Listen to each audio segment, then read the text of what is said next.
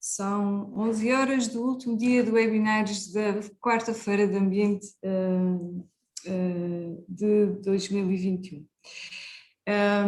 Este é de facto o último dia, vamos encerrar com um Dias, tal e qual como começamos com o professor Eduardo Dias, há vários dias atrás, e hoje vamos encerrar com o Francisco Maduro Dias, que é museólogo, nasceu em Angra do Heroísmo, é licenciado em História pela Universidade do Porto, com pós-graduações em Museologia e em Gestão e Conservação da Natureza.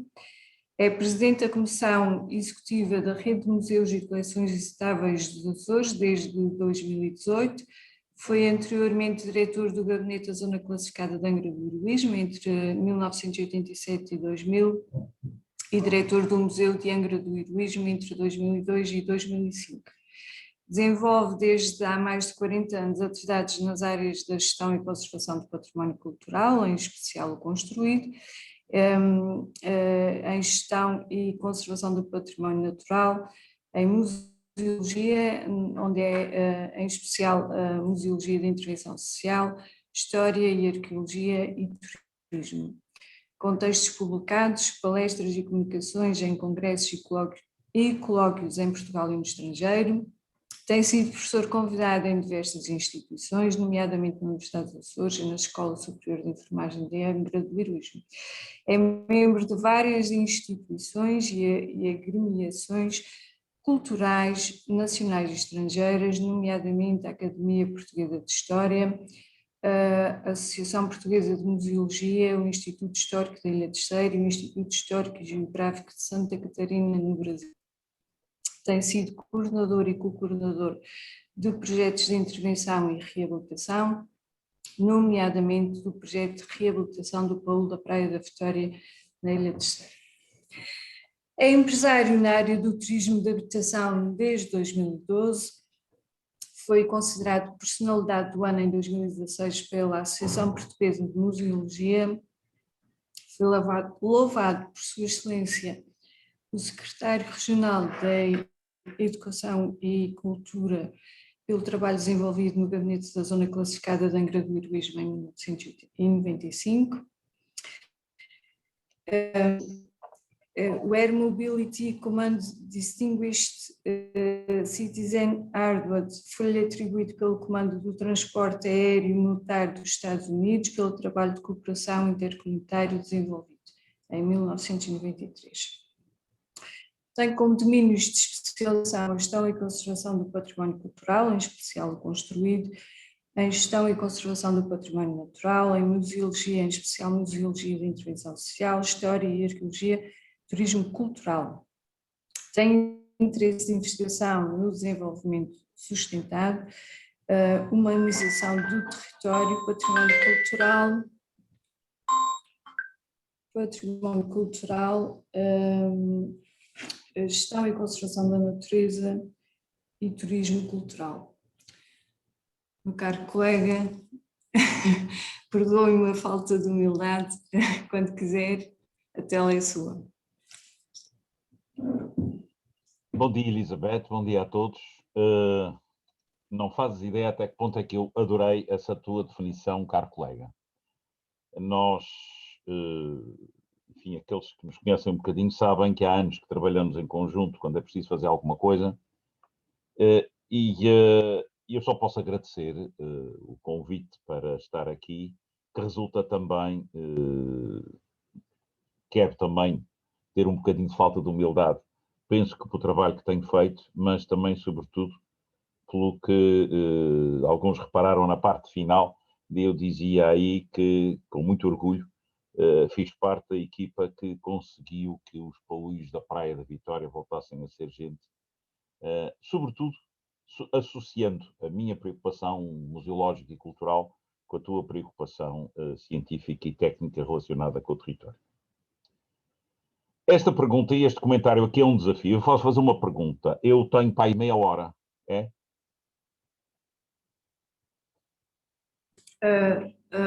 meia hora, 40 minutos, algumas pessoas têm-se estendido mais, e eu tenho dito a todos é que ninguém sai, portanto quem está interessado fica até ao fim. Não, está bem, mas eu também não vou estar a gastar muito, porque já aprendi há uns anos que a gente, o bom mesmo numa palestra é ter três ou quatro ideias-chave e desenvolver à volta delas, porque explicar muita coisa faz um livro, não é uma palestra. Sinta-se à vontade para gerir o tempo. Ora bem, a conversa é esta. Eu vou tentar desmontar, vamos dizer assim, vou tentar desmontar uma dicotomia que para mim só tem sido má em termos de relação património cultural, património natural, que é essa dicotomia. Em boa verdade, e vou começar com um exemplo para perceberem por onde é que eu tenho andado, é o seguinte. Uma trave de madeira boa, uma trave na minha casa, é um património. Eu tenho aqui algumas traves que são traves que resultaram de cascos de navios apanhados na Baía de Angra e que acabaram por agora ser traves. Mas do ponto de vista de uma térmita, aquilo é uma vaca, é uma coleção de bifes, aquilo é um armário de comida brutal que está para ali perdido e há um fulano chato que passa a vida a pôr biocidas e coisas assim do género para evitar que a térmita coma. Ou seja, eu estou a provocar fome no bichinho porque estou a usar aquele recurso, do meu ponto de vista, ótimo, mas por outro lado estou a destruir aquilo que poderia ser um recurso do ponto de vista da térmita. Portanto, quando as pessoas me falam de património, sabendo eu que o património é ou é um recurso ou não é património, eu lembro-me da térmita. Da mesma maneira que me lembro, pronto, lembro-me de tantas coisas. Estou a pensar, por exemplo, num martelo e num alicate. Eu já usei, há não sei quantos de vocês já fizeram isso, mas eu já usei um alicate como martelo porque não tinha o martelo ao pé e o alicate dava jeito e o prego não era para o Bom dia, café cheio, por favor. 65. Alguém está aqui dentro, mas não há. Por favor, toda a gente ter o seu microfone desligado. Olha, olá.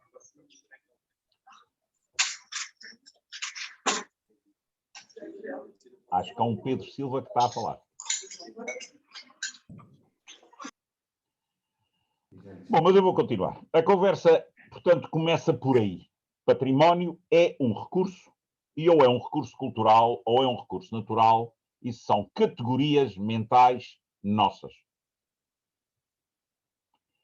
E são categorias mentais nossas e humanas, porque um vulcão, quando larga lava, não tem consciência de que está a construir um recurso. Penso que um coral, quando cresce, também não está a construir um recurso. Nós, quando guardamos livros numa biblioteca, estamos a construir um recurso. E, portanto, essa história de dizer património cultural ou património natural é uma definição nossa. E ficamos por aí para já. E agora vamos ao que é, na minha leitura, um património. Depende. Depende dos olhos. Depende de uma coisa que muitas vezes a gente se esquece, que é quando falamos de cultura, esquecemos que existem níveis culturais, interesses culturais, e no sentido antropológico, há uma cultura, entende-se por cultura o conjunto dos saberes, dos fazeres, dos construires, das recordações, das narrativas, dependendo da camada social. Eu quando olho, aliás, a minha delícia tem sido essa ao longo da vida, quando olho para uma parede, olho, já vi a parede do ponto de vista de um pintor, já vi a parede do ponto de vista de um fotógrafo, a luz rasante ou a luz de manhã ou a luz da tarde que bate numa parede de um cerrado, dá manchas, dá cores, dá coisas lindíssimas. Mas para um indivíduo que sempre fez paredes, não estou a falar do que acarretou pedra, o que sempre fez paredes, olha para lá e diz, esta parede foi feita por fulano. Eu fiquei completamente sem cara no dia em que um indivíduo se vira para mim e me diz, eu sei quem é que fez esta parede. Porque ele põe os ligadores assim, ele põe as pedras pesadas em baixo, ele faz assim, assim, assim, assim. Eu já me esqueci. O que percebi foi que aquele homem estava a ler a ação de construir a parede de um outro e era capaz de reconhecer ali a escrita do homem que tinha posto pedras. Para mim, a parede eram pedras empilhadas para não cair. Depois de me terem explicado que os ligadores ligam a parte da frente, a parte de trás, e que é a parede dobrada e a parede singela, percebi mais. Mas e o que é que eu quero dizer com isto? É que eu fui construindo recursos culturais de informação, de conhecimento na minha cabeça, a partir daquela coisa que estava diante de mim, que era simplesmente uma parede de pedra. Ponto. E essa parede de pedra, para mim, já era manchas pictóricas simpáticas e coloridas. Para o fotógrafo era preciso saber qual era a inclinação da máquina para apanhar a luz rasante para ficar com aquilo tudo. Para um homem dos biscoitos, por exemplo, a parede singela é fantástica porque deixa passar o ar e aquece a vinha nas corraletas. Ou seja, a coitada é só parede. Quem constrói o conceito de cultura e quem constrói o conceito de património somos nós, os seres humanos.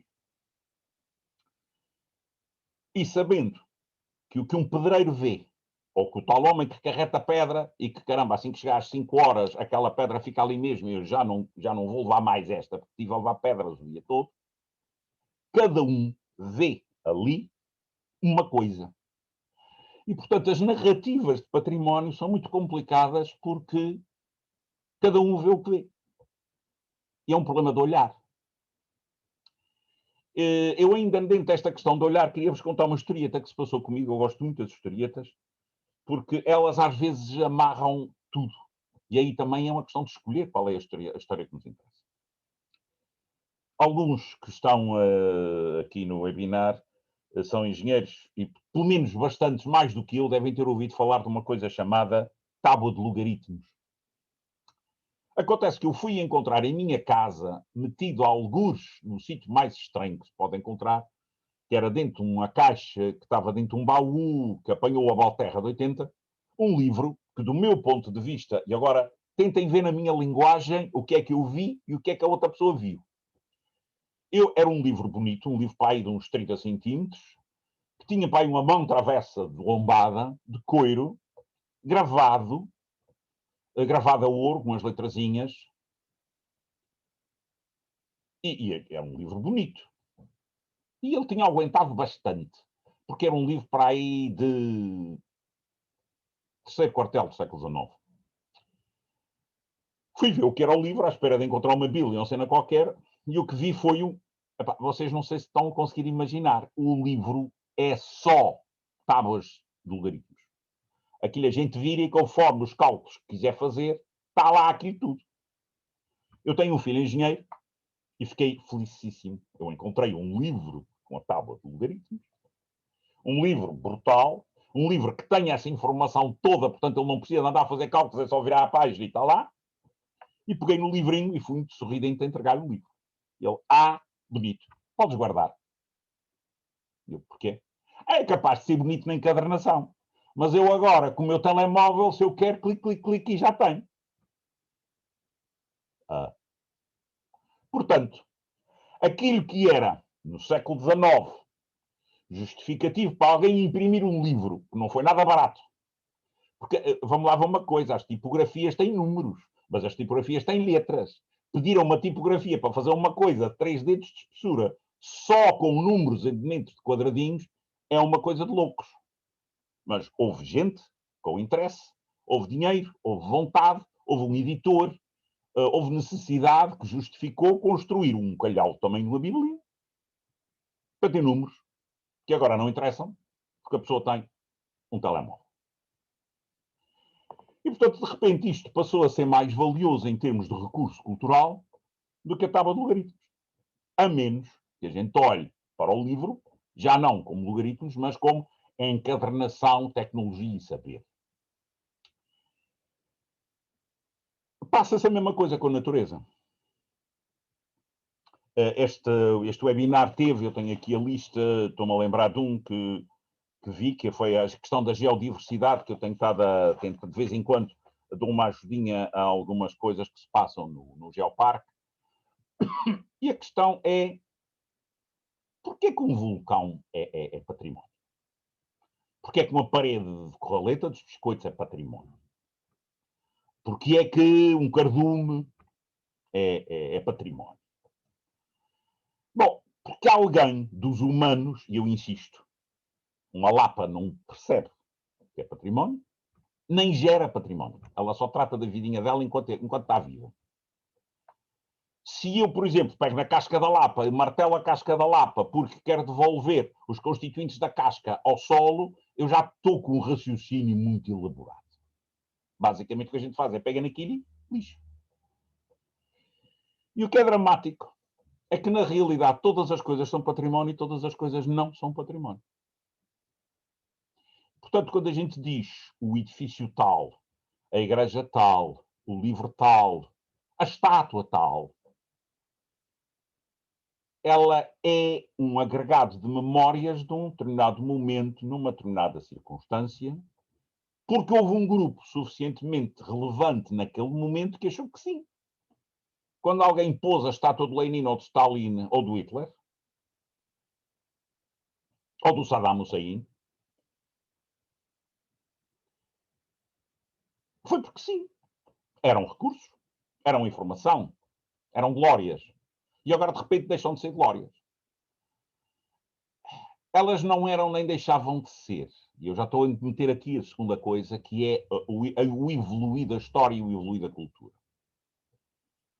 Se há coisa, segunda coisa que eu gostaria de deixar aqui, além desta noção clara de que a definição de categorias em património é uma decisão humana, não tem nada a ver com a natureza. Portanto, se há património natural e património cultural, foi porque nós, os humanos, temos esta mania de pensar para trás e para a frente no tempo e resolvemos classificar isso. Quanto à questão que eu ia dizer a seguir, antes disso, eu queria tocar-vos numa outra coisa. Uma biblioteca é um monte de livros na parede. O mundo, seja natural, seja culturalmente falando, é um monte de livros na parede. Eles não fazem nada, só ocupam espaço. Só quando a gente pega nele e mete, e eu estou a falar de livros, não estou a falar de ir à internet, porque a internet também é a mesma coisa. Nós hoje em dia estamos tão habituados a ir ao dicionário, o maior museu, como dizia um amigo meu há dias, o maior museu do mundo neste momento não é nenhum desses que a gente conhece. O maior museu é a Google. A gente faz clique e vai lá ver. E tem informação, tem legendas, tem textos adicionais, tem fotografias das peças, agora começa a ter peças desenhadas em 3D, portanto está lá tudo. Eu, em rigor, basta só fazer clique e vou lá ver. Mas sou eu que decido.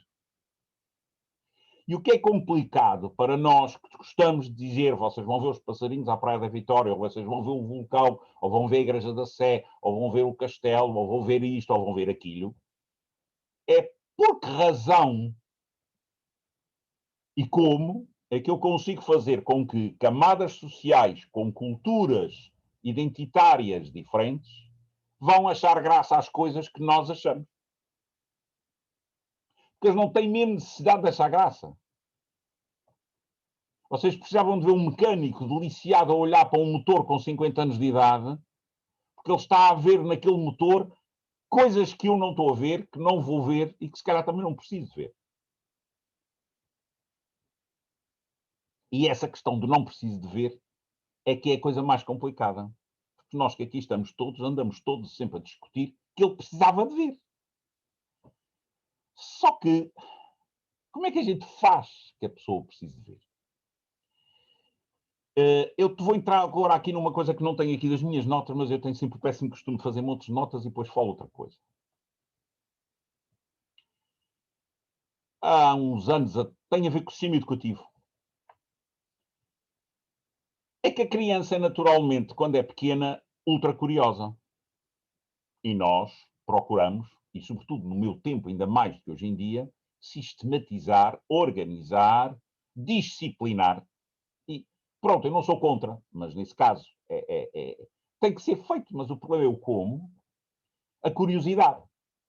E quando conseguimos que a criança, que é curiosa e que anda sempre a saltitar nas perguntas dela, fique ali caladinha, porque o programa tem que a gente vai tratar da adição ou da subtração ou da multiplicação naquela semana.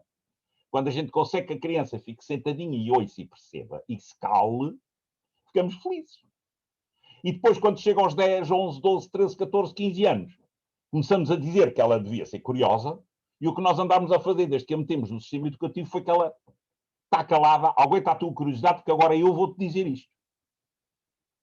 Porque, em boa verdade, não se consegue ensinar um grupo de 30, 15, 20 pessoas se a gente não sistematizar o sistema. Porque cada um tem saltito de uma maneira diferente, cada um pergunta de uma maneira diferente, e aqui dá o rei, coitado do professor também. Eu reconheço isso, porque eu já fui. E quando finalmente a gente acabou por reduzir a curiosidade a 20% do que era o potencial inicial, começamos a perguntar porque é que a pessoa não se interessa. Bom, para já, se ele é pai de família, se é meio de família, se está à procura de um emprego, se tem uma série de coisas, ele focou-se completamente naquela sua leitura e pá, não tem tempo para ir ver o Polo da Praia, não tem tempo para ir ver a Igreja da Sé, não tem tempo para ir ver... Não tem tempo para ver nada. Ele está só preocupado com aquela coisa que vai acontecer naquele dia. E essa construção de saberes é complicada porque, como eu disse, tudo é património e nada é, dependendo da dinâmica interior de cada um, da dinâmica da comunidade e dos interesses que a própria comunidade tem. Não dá. Eu vou-vos contar uma historieta que eu vi uma vez, provavelmente, por isso é que digo, as respostas para os problemas nunca estão lá, estão aí à volta, e a gente tem sempre a mania de olhar para lá. Uma vez eu estava nos Estados Unidos e vi numa entrada de um museu, penso eu, que foi na Califórnia. Não quero enganar, mas uma vez passarem por lá vale a pena. Chama-se Los Angeles County Museum. É um museu fabuloso. Mas, sobretudo, o que eu vi, e penso que foi nesse museu, uma quantidade de meninos, 10, 12, 13, 14 anos, por aí, a entrarem em grupos, e iam uns para aqui, outros para ali, outros para lá. E eu perguntei o que é que está a passar. É um programa que nós temos com a escola. O professor coloca um problema e os alunos são mandados em grupos para aqui. Se eu estou bem recordado, porque isso já foi há uns 30 anos, o que se tinha passado era mais ou menos o seguinte. Estavam a discutir frascos, desenhos possíveis, design de frascos de perfume. E o professor o que tinha dito era, vocês vão à biblioteca ver nos anúncios dos jornais antigos, vocês vão ao museu, dividem-se em grupos e encontrem ideias para frascos de perfume. Ou seja, repor na cabeça das crianças e dos jovens que os lugares onde se guarda essa informação são lugares onde existem recursos que têm que ser revisitados cada vez que temos um problema. Porque nós fazemos esse processo mental normalmente. Se eu quero pregar um prego, eu de repente lembrei onde é que eu guardei, onde é que eu tenho os pregos, onde é que eu tenho um martelo, eu vou precisar de uma superfície dura para poder martelar sem isto aqui em cima do sofá, não dá porque isto é fofo. Lá estou eu com a informação da física do que é fofo e o que é duro, qual é a resistência que eu preciso para pregar, e portanto, eu de repente vou à minha cabeça e nem sequer penso, mas eu estou a usar recursos culturais. O que é importante é que as pessoas percebam que esses recursos culturais existem no fora e que podem ser religados. Ora bem, a cultura é um processo contínuo. E a segunda coisa que eu queria deixar aqui, ou a terceira, acho eu, já vou na terceira, de acordo com a minha lista, é...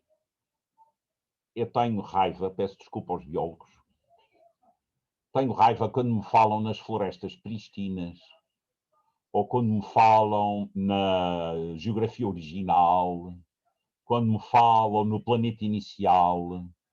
Eu desafio quem tenha estudado, e eu francamente falando, sou dos que sabe menos dessa área de conhecimento, Desafio que me digam onde é que põem no tempo o momento do inicial. Porque, em boa verdade, primeiro foram gases antes de ser planeta. Antes de haver ilha, nem havia Oceano Atlântico.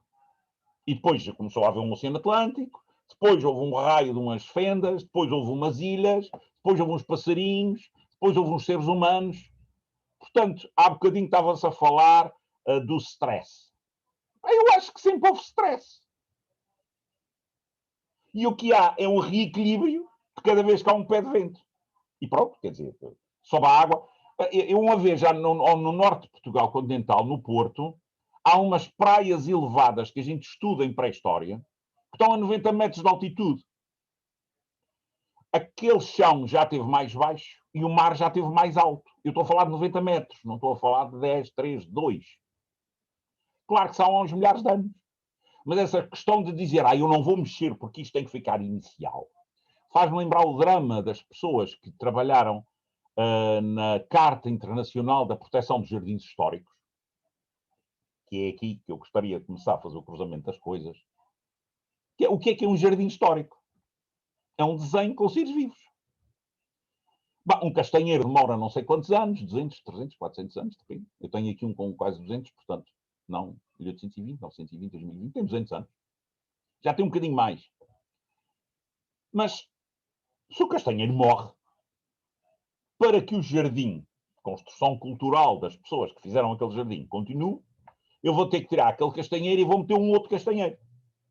Portanto, essa história da peça inicial ou do original, num jardim histórico, que é aparentemente a contradição das coisas, o jardim histórico é uma organização cultural de seres vivos que, quando morrem, a gente bota outros. Faz-me lembrar uma conversa que se brincava muito, que era uma faca dos meus antepassados. Já tinha levado 3 lâminas e 2 cabos. Portanto, já não era a faca do trisavô, de certeza. Mas continuava a ser a faca do trisavô, porque era aquele valor cultural, identidade, representação, faca, que ora ao cabo, ora à lâmina, ora à lâmina, ora ao cabo, ora ao cabo, ora à lâmina, ia passando de trisavô. E como o cabo, quando estava vivo, exigia que a lâmina tivesse um certo tamanho, e a lâmina que estava viva e o cabo tinha desaparecido, convinha que o cabo não fosse muito diferente, a coisa ia ficando lá mais ou menos parecida. E, portanto, quando se fala de património, eu recupero o que tem no início, fala-se de uma categoria humana, fala-se de uma definição humana e fala-se de um olhar humano sobre as coisas. Dizer que um manto de lava, uma esquadra lávica, para falar mais fino, que uma esquadra lávica é património geológico, é porque eu resolvi dizer aos meus conterrâneos, dizer aos meus contemporâneos, que aquela esquadra lávica que existe em 2020 num determinado sítio das nossas ilhas é património. Ou seja, é uma coisa que deve ser olhada para eu tirar de lá informação. E antes de eu falar 2 ou 3 coisas para explicar qual é o meu conceito de cultura nos Açores, é que esse olhar muda com o tempo, esse olhar muda com as circunstâncias, e eu é que tenho que olhar. E, portanto, antes das pessoas olharem para o valor patrimonial específico daquela coisa, deviam era ser ensinadas a ter curiosidade. E depois fazerem a pergunta, que é, para que é que aquilo me serve? Mas aceitarem como resposta uma coisa que normalmente não aceitam, que é, se eu não vejo para que é que aquilo me serve, é porque eu não estou a olhar bem. E também ser capaz, vocês sabem, os museus, não sei se sabem, mas os museus têm uma das coisas mais difíceis para um museólogo, que é um documento de exclusão de peças. Em que termos, em que circunstâncias é que a gente pode chegar a uma coisa e dizer isto é lixo museológico, isto vai para o caixote. Para quem trabalha em museus, porque passa a vida a querer que as coisas entrem, chegar lá e dizer É bom, isto, epá, olha, não sei, não serve. Normalmente o estado de degradação já é de tal maneira que aquilo já não é nada. Mas em boa verdade a gente poderia discutir lixo, a partir daquela coisa que já não é nada. Mas eu não vou entrar mais por aí, que é demasiado filosófico. Antes de entrar agora na parte relacionada com a questão dos Açores, o que eu queria deixar aqui novamente era: património é uma cultura, é uma construção humana, seja natural, seja cultural. O património só é porque resulta de um determinado olhar. Esse olhar muda com o tempo, mas talvez a única coisa que a gente não tem licença de fazer, e aí eu sou contra quando dizem que as coisas devem ser metidas nos museus. Aí há dias houve um abrigo enorme, porque houve umas estátuas que uns teóricos da vida diziam que as coisas que já não são boas para estar no ambiente público deviam ser postas nos museus. E a uns colegas meus passaram a vida a dizer: desculpem, mas um museu não é o caixote do lixo da comunidade, não é um lugar onde a gente guarda o que já não quer ver. Porque se o museu é um lugar onde a gente guarda o que a gente já não quer ver, então daí o clique que se faz para o lugar onde se guarda o que já não interessa, está feito. E, portanto, eu continuo a ter amigos meus, amigos de peito, que me dizem: a última vez que eu fui ver o Museu de Angra foi há 40 anos. Estão a ver uma pessoa que gastou 40 anos no museu, ou a trabalhar em museus, a felicidade que sente quando um amigo, um colega de liceu do seu tempo diz: a última vez que eu vi foi há 40 anos. Bom, então para que é que eu estive a trabalhar? Agora, a gente tem aqui à cabeça deles. Não posso esquecer que a engenheira Elizabeth me tratou por colega, e ela terá lembrada de uma coisa que foi provavelmente o clique que a gente teve mais forte. Foi não deixar passar 15 dias, um mês, sem pôr uns painéis esquisitos, um bocado para o pré-histórico, mas a gente punha uns painéis ali numa entrada, no fundo do Paúl, na avenida, ali ao pé, a gente punha ali umas coisas a mostrar o porque é que estávamos a fazer mais uma cova, que pato ou que passarinho é que tinha aparecido. A gente comunicava às pessoas porque é que aquilo era significativo para nós. E a partir do momento em que a gente comunicou porque é que aquilo era significativo, havia mais uma meia dúzia que também começava a achar graça à conversa. E várias vezes as pessoas iam falar connosco, sugerindo, dizendo, perguntando coisas, e automaticamente essas pessoas, nós pegávamos nelas e dizíamos: mas tem alguma ideia? Tem alguma sugestão? E nós procurávamos que a sugestão dessa pessoa, mesmo que fosse esquisitinha, dávamos-lhe um jeito, mas dizíamos que tinha sido ela a sugerir. E ela ficava emocionalmente agarrada àquilo, porque aquilo tinha passado a ser um recurso que ela tinha ajudado a construir ela. Isso é fundamental. Portanto, cultura, identidade, narrativa. E há uma coisa que convém não esquecer, que eu já falei, que é o processo. A cultura é um processo. E, portanto, se é um processo, é uma coisa que tem uma dinâmica, é uma coisa que nunca está parada. Portanto, património cultural é recurso, e agora eu olho para ele de uma maneira, olho para ele de outra. Como eu dizia, a única coisa que eu acho que não tenho direito é de destruir só porque eu agora não vejo. Ou, sobretudo, porque eu agora não quero falar daqui. Qualquer uma das pessoas que está aqui sabe, ou se não sabe, devia sabê-lo, peço desculpa, que quando a gente diz eu não quero voltar a falar desse assunto, nós não matámos o assunto. Nós pusemos foi uma pedra em cima dele e a partir desse dia ele vai passar a tal todos os dias a aparecer, de vez em quando, nos momentos mais chatos, ele aparece-nos outra vez. É preciso nós termos, todos os dias, e os judeus foram ótimos para isso, algo que está no património mundial, que são os campos de concentração nazi. A gente não se pode esquecer que existem seres humanos, sempre, capazes de voltar a reeditar situações daquelas. Não é dizer tapa, esconde, desaparece.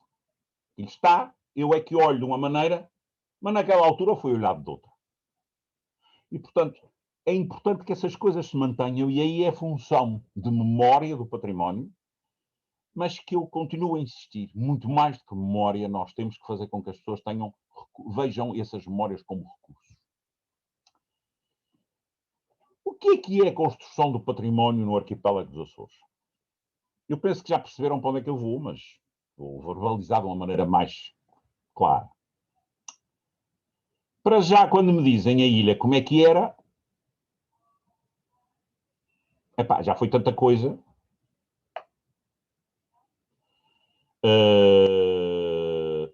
A gente agora tem aí um animal que, pelos vistos, de acordo com os critérios de biologia, passou a ser a rola, não é? A rola passou a ser... porque veio pelos seus próprios meios. Lá vem uma coisa. A gente tem um animalzinho que é o meu gato. O meu gato vai ao cerrado, o meu gato fica cheio de sementes presas no pelo.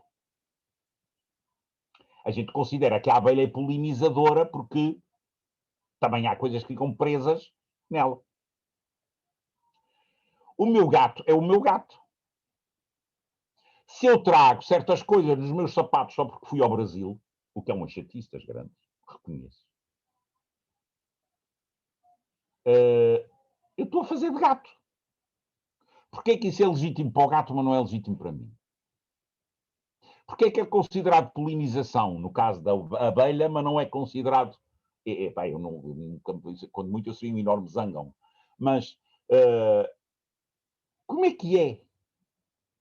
Porquê é que nós nos constantemente arvoramos em Deus, decidindo que o jardim daquilo que chamamos natural há de ser o que a gente quer, e não aquilo que as circunstâncias vão fazendo com que as coisas aconteçam? Podem perguntar se eu gosto de certas coisas e não gosto de outras, não. Quer dizer, realmente, se me disserem que eu estou a destruir a biodiversidade, aí eu estou de acordo. Quanto maior for a biodiversidade, maior a resiliência. Mas para aí, será que eu não posso ser politicamente muito incorreto aqui hoje? Quando eu meto mais coisas e protejo um bocadinho as outras, eu, em vez de ter 20, passo a ter 45. A complicação é muito maior, em teoria a resiliência será maior. Acho eu.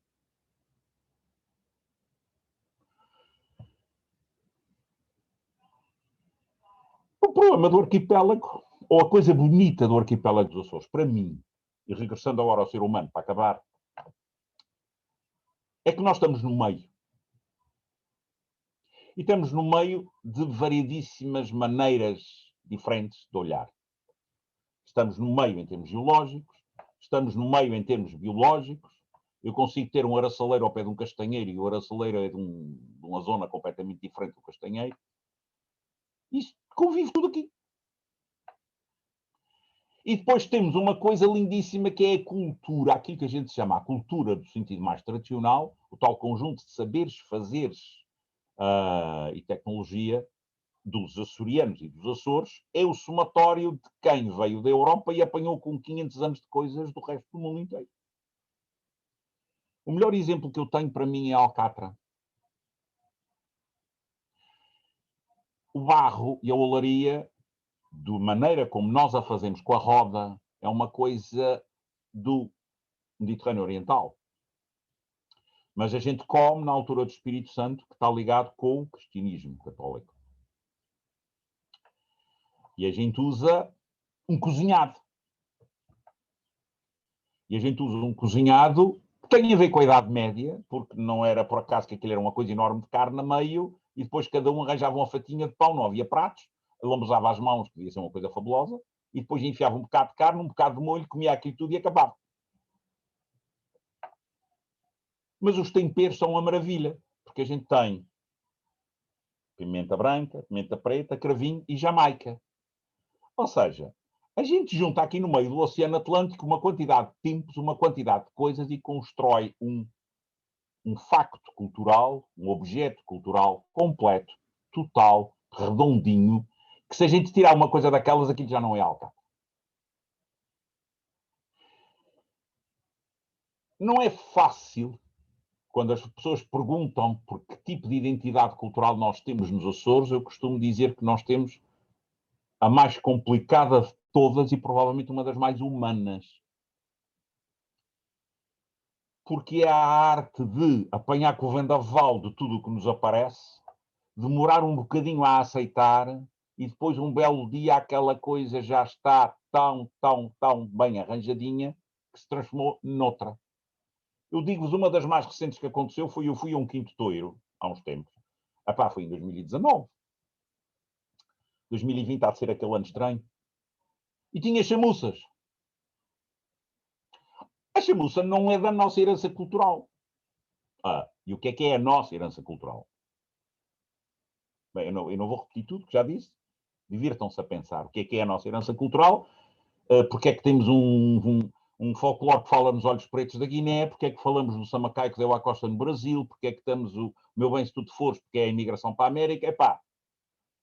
Se o folclore já é assim, imaginem o resto. Chamuças. As chamuças vieram para cá provavelmente na altura do terremoto de 80. Porque veio gente cuja tradição incluía a chamuça, que se encaixou na nossa tradição, que nós integramos e um belo dia a chamuça faz parte do Quinto Toiro. Problema nenhum. Mais uma coisa.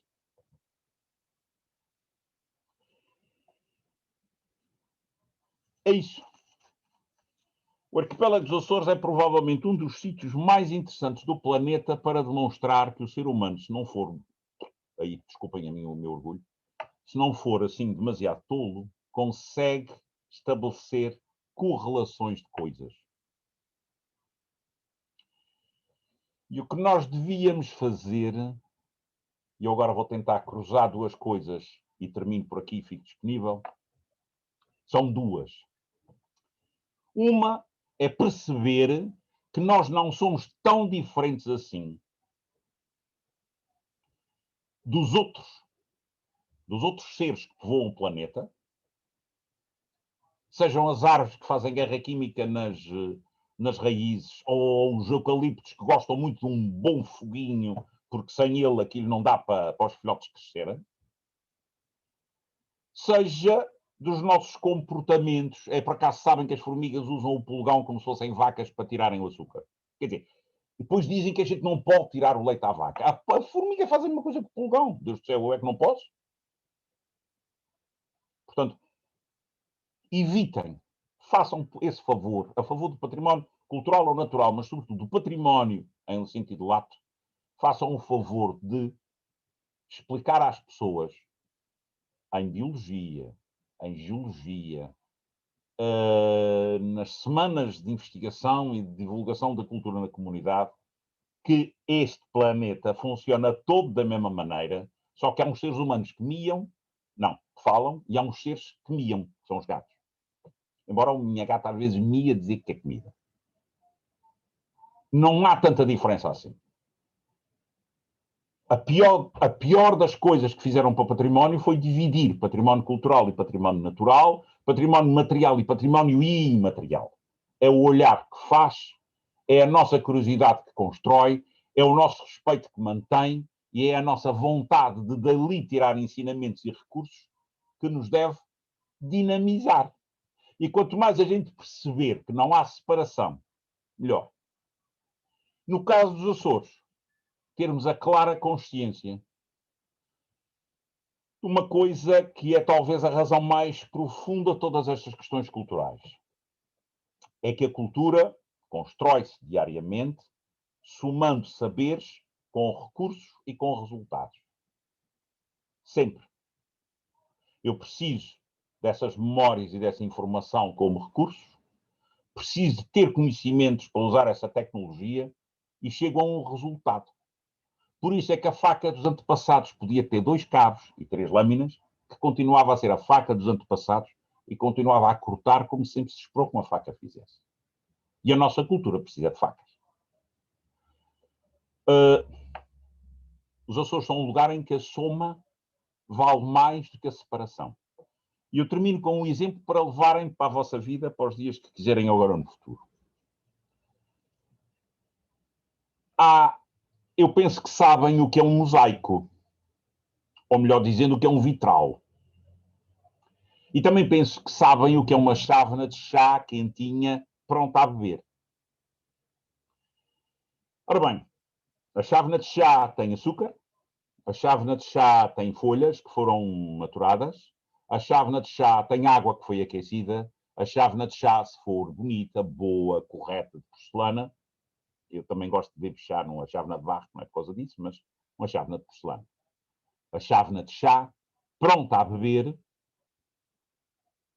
a gente não pode tirar nenhum desses elementos porque deixa de ter chá. A cultura nos Açores é isso. Mas em contrapartida, o mosaico ou o vitral, que é aquilo que eu costumo dizer que é bastante a cultura nos Estados Unidos e a cultura anglo-saxónica, é aquela cultura que os meninos querem meter na cabeça muito, que é o direito que tu tens de ter a tua própria identidade, em vez de saltares por cima do muro e tentares conversar com o outro e estender a mão. A gente, quando está ao longe e olha para o vitral, a gente vê, por exemplo, se ponhamos um vitral representando o Natal, tem Nossa Senhora, tem o Menino Jesus, tem São José, tem a vaquinha, tem tudo. Ao longe, quando a gente chega, o vidrinho amarelo da palha continua amarelo, o vidrinho castanho do bocadinho de madeira continua castanho, o vidrinho branco dos cornos da vaquinha continua branco, e cada um dos vidrinhos que faz a cor do rosto de Nossa Senhora continua com a sua cor. Estão agregados pelo chumbo que faz com que o vitral se mantenha, mas cada um não saltou a fronteira nem se ligou com o outro. São duas formas de ser cultura. As duas chegam a um resultado. A nossa é a do chá. E é essa que nos tem feito garantir que 500 anos de humanos depois de estarem cá, milhões de anos depois de haver eventos geológicos e biológicos e outros que andam por aí aos saltos, os Açores continuam a ser um lugar que as pessoas gostam de viver e gostam de visitar. Eu continuo a ser partidário da síntese. Agora, isso implica ter respeito pelo recurso, ter curiosidade para o recurso e ter vontade de olhar e perceber que não há fora nem dentro. Só há dentro e está cá tudo. Muito obrigado.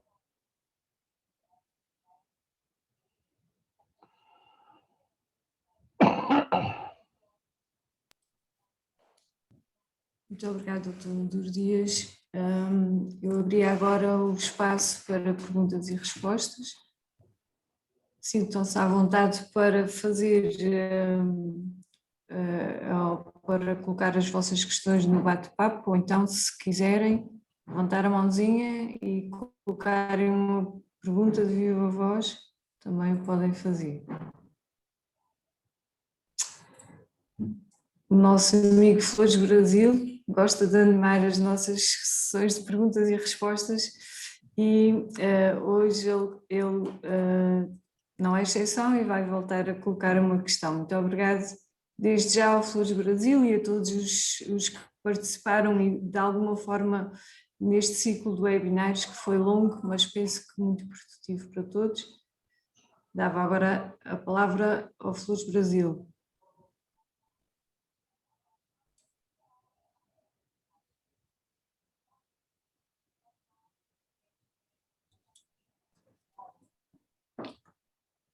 Não o estamos a ouvir.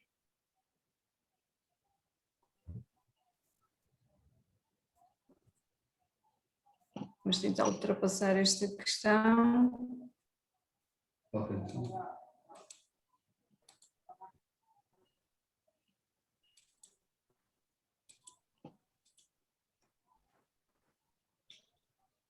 Não sei se ele estará com algum problema. Penso que a Daniela Costa também quer colocar uma questão. Pelo menos tem a mãozinha levantada e, portanto,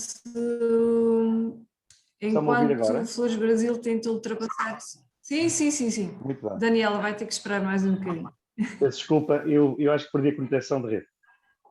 Eu estava a dizer que é sempre um enorme prazer ouvir o Dr. Maduro Dias, porque, de facto, é um símbolo de sapiência em relação à nossa história dos Açores e à nossa cultura.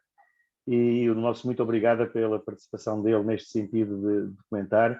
A minha questão vai no sentido de se ele acha que estamos a fazer um bom trabalho a nível do turismo, do que diz respeito a ser, a palavra cristalinos, em relação ao que nós estamos a ensinar ao turista que nos procura, porque a minha opinião é que às vezes se anda a pecar muito em relação àquilo que nós transmitimos ao turista que nos visita e que depois leva daqui a informação de quem nós somos, da nossa essência de açorianos, e de facto adorei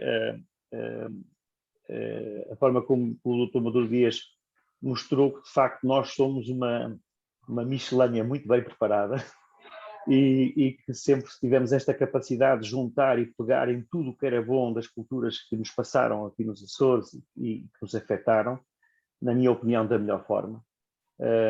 Também fruto da severidade com que se viveu nos primeiros tempos nos Açores, isso deu-nos uma capacidade de mestria, de conseguir transformar coisas e aproveitar o melhor de tudo.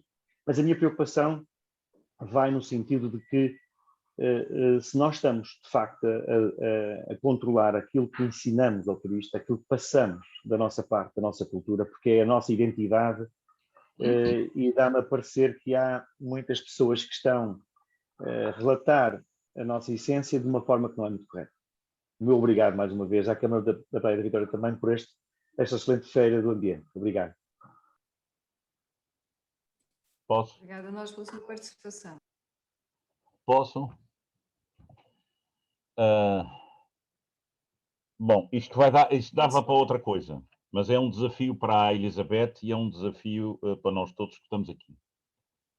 O turismo é um sector económico e o turismo é um sector que depende das suas próprias dinâmicas, dos seus próprios clientes e do olhar de quem participa de toda aquela cadeia de valor.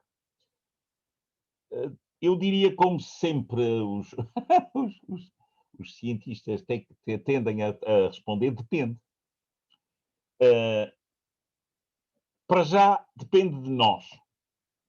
Nós temos que achar cada vez mais que os turistas também fazem parte da população. Aliás, eu costumo dizer, quando faço palestras em áreas de turismo, o que eu costumo dizer é que não há turistas e habitantes.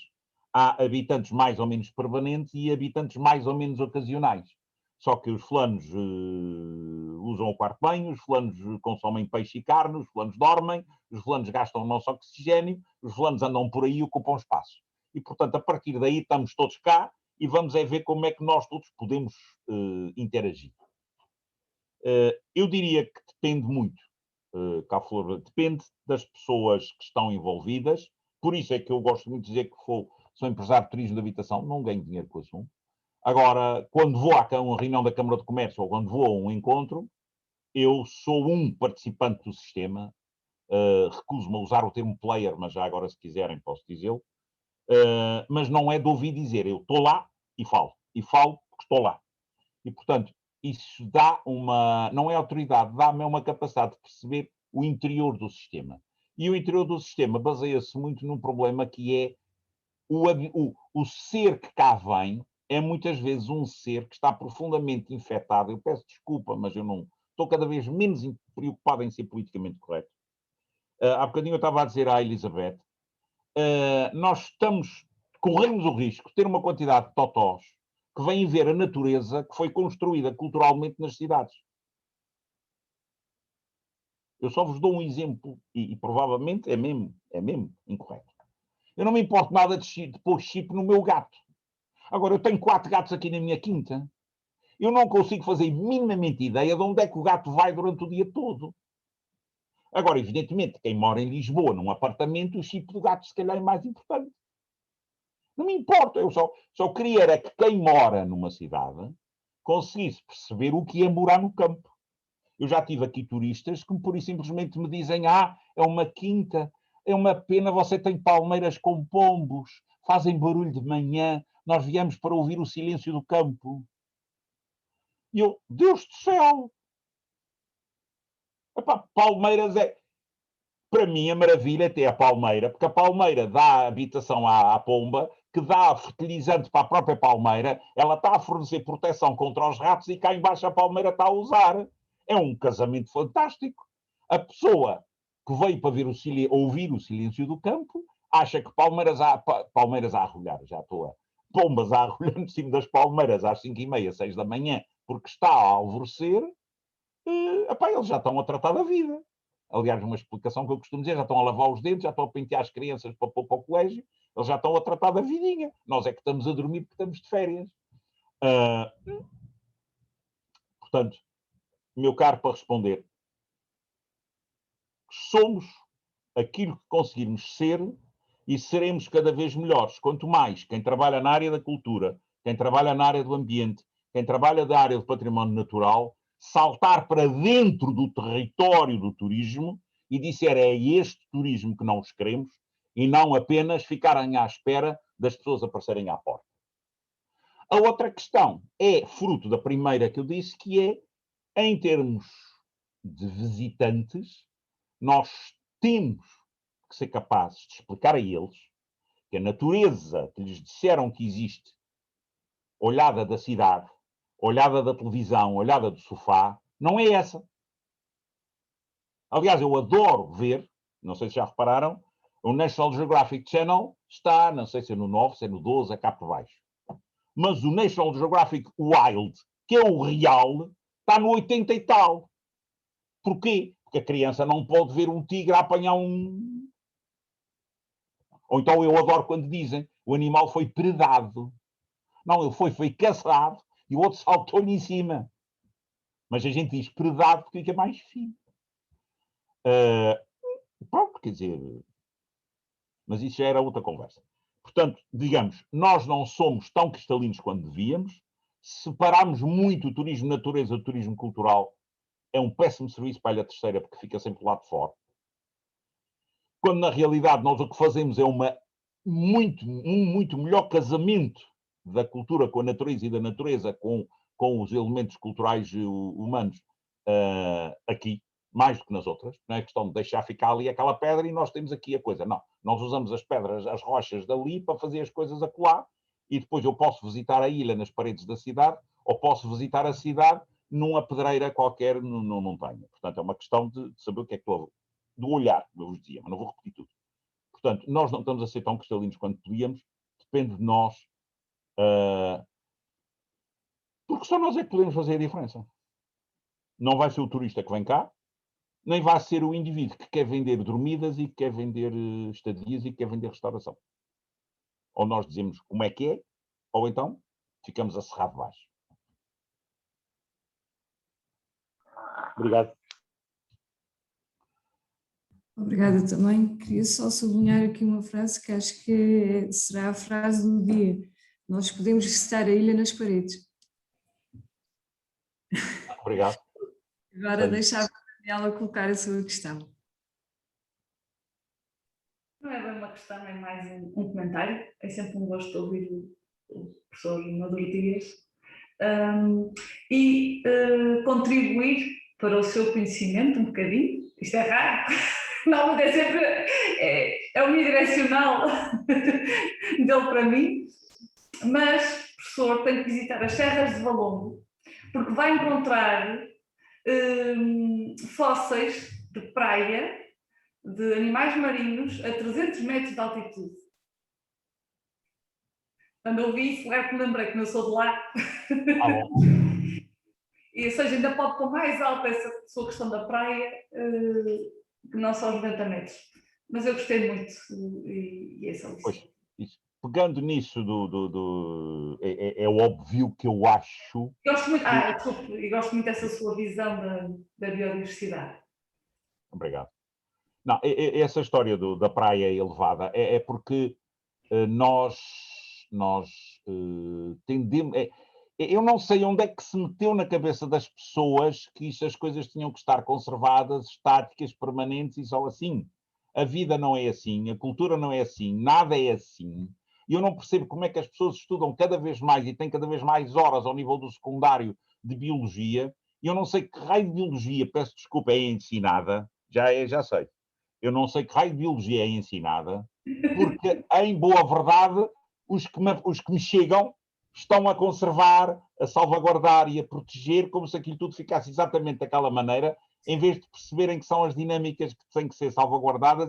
Por isso é que eu adorei o mestrado que frequentei, que era de gestão e conservação. Conserva porque tem que existir, mas tem que saber gerir nas suas dinâmicas. Não é dizer não põe, não tira, não mexe, Nada está parado, isso que é eu. Diga. A biologia ensina a base. Ensina a base para os médicos, para os engenheiros ambientais, ensina a biologia, a ciência da vida. Pois. Depois a gestão é complementar. Nós, às vezes, também tentamos ensinar a gestão. O problema é que os miúdos estão mais entretidos no Dr. Google e naqueles sites que não deviam durante as aulas também, para ouvir o professor a falar, não é? E sabe muito bem qual é a minha posição sobre o ensino. Por isso, não culpa a biologia, por amor de Deus. Nem os professores de biologia. Eu não culpo a biologia. Eu queria saber, aprende-se mais em teoria hoje em dia dessas coisas do que se aprendia quando eu estava no liceu. Claro, os miúdos estão na aula, nem sequer ouvem. É o que eu estou a dizer. Começam logo por eles, nem sequer ouvem na parte da biodiversidade. Depois decoram os conceitos em casa para fazer o texto.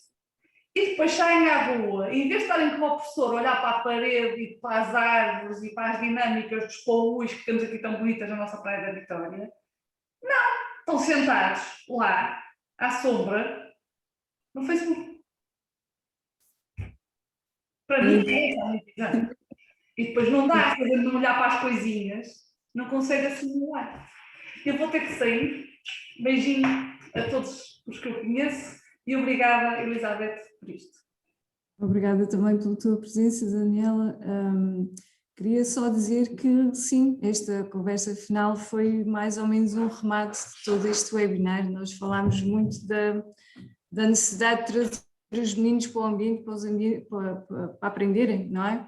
Ainda ontem, por exemplo, o professor João Carlos Nunes dizia que é preciso ver com os pés, não é? E foi muito esta toada ao longo desta nossa maratona.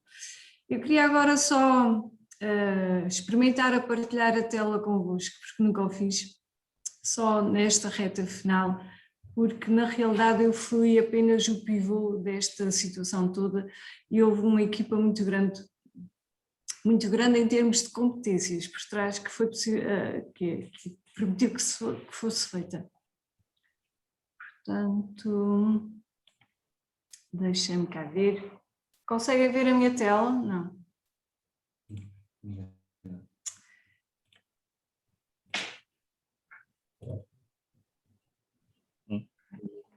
Ok. Conseguem ver? Pronto. Este é o engenheiro César Pimentel, que aguentou todo o stress dos Zooms e dos computadores e das internets e deixou que isto tudo fluísse de uma forma muito natural e sem que as pessoas se apercebessem ao longo destas 8 situações de alguns stresses que, como calculam, aconteceram. Ele também esteve no campo a acompanhar algumas visitas da parte física da feira. Isto é ele a orientar uma sessão guiada de aves. Agradecer também à doutora Mariana Brito, que aguentou todas as visitas das escolas e foram muitas. Todos os dias tivemos pelo menos uma de manhã e uma à tarde ao nosso espaço da feira. E esta é a Verónica, da equipa de comunicação, que abraçou este projeto como o seu, o nosso fotógrafo também, o nosso colega Hugo Gomes, que também participou na montagem da parte física da feira, mas que depois teve que se dedicar ao que é que está a fazer, que é dar visibilidade aos nossos paus numa das portas da praia, ao pé da marina. E à nossa entidade patronal que acreditou neste projeto e nos deixou alocar alguns recursos para podermos fazer esta caminhada de 15 dias de ambiente. Muito obrigada a todos.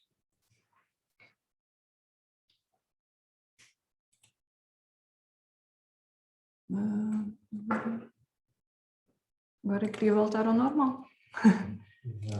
Pronto, já cá está. Muito obrigada pela vossa paciência em me terem ouvido este tempo todo. Muito obrigada a todos os oradores que, desde o primeiro momento, mostraram vontade em acompanhar este processo. na presença do Dr. Maduro Dias, obviamente, a todos os outros que já cá passaram. Muito obrigada a todos os participantes que tiraram um bocadinho todos os dias para nos ouvir e estou farta de dizer muito obrigada. Mas de facto sinto que temos uma missão cumprida, que tem um longo caminho ainda pela frente nestas questões ambientais, mas sinto-me grata por termos percorrido estes últimos 15 dias. Muito obrigada, até uma próxima oportunidade.